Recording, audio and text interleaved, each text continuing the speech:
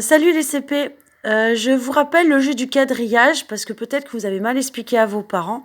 Donc voici la feuille de quadrillage que je vous ai envoyée. Je vous avais demandé de vous trouver des jetons. Si vous n'avez pas de jetons, bah, vous prenez des Lego, vous prenez des pâtes, regardez. Moi j'ai pris des cailloux, je les ai pris dans mon jardin, ça coûte rien. Donc le premier exercice, vous prenez un jeton. Donc ce sont les parents en fait qui vont le faire. Vous placez un jeton sur une case. Et vous devez placer de l'autre côté du quadrillage au même endroit le jeton. Donc regardez, je suis à 2 carreaux à partir de la droite. Donc il faudra le placer ici. Ensuite, le parent pose un jeton sur une autre case et votre enfant devra le poser ici. Vous voyez, à 3 carreaux en partant de la droite. Ça, c'est le premier jeu. On les place un à un. Le deuxième, chers parents, vous en placez 8 d'un coup sur le quadrillage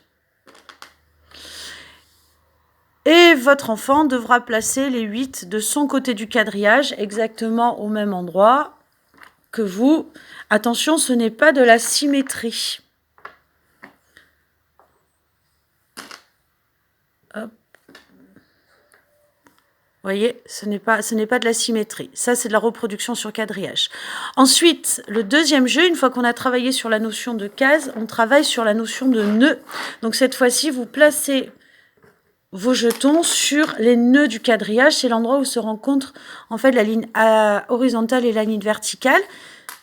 Et votre enfant doit le placer au même endroit de l'autre côté du quadrillage. Attention, c'est toujours de la reproduction, ce n'est pas de la symétrie. Et cette fois-ci, on utilise les nœuds.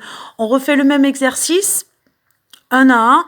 Et ensuite, on place 8 jetons d'un côté du quadrillage et votre enfant doit placer les 8 jetons de son côté de quadrillage exactement au même endroit.